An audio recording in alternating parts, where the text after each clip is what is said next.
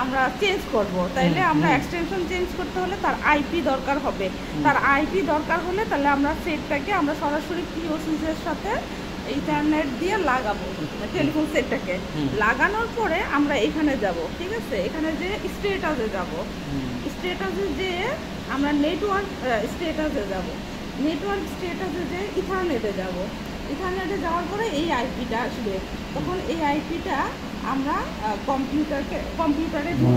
এই যে তাহলে এই আইপিটা আমরা প্রথমে এখানে ব্রাউজারে গেলাম, ব্রাউজারে গিয়ে আমরা এখানে কত জানো 10.130.4.119 ওই যেটা আমরা সেট থেকে পাইলাম, সেখানে আমি ব্রাউজারে গিয়ে ব্রাউজ করলাম, পরে এখানে ইউজার নাম লিখবো আমরা অ্যাডমিন, আর পাস হলো GPUFT@2023 দিয়ে লগ ইন করলাম। লগ ইন করার পরে যাবা হচ্ছে অ্যাকাউন্টে, ঠিক আছে, অ্যাকাউন্টে এখানে আসি অ্যাকাউন্ট স্ট্যাটাস, এই যে অ্যাকাউন্টে গেলাম।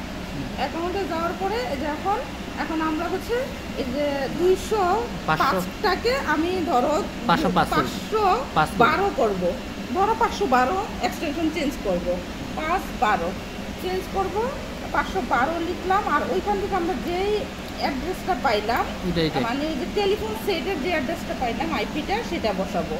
সেটা হলো 10 ডট কত জানো, 10 ডট কত বলো, 4.119 ঠিক আছে। হ্যাঁ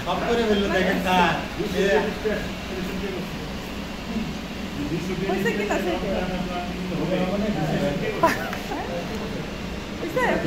112 হয়ে গেছে, সেটা 112 আমরা তো ফাইনালাইজ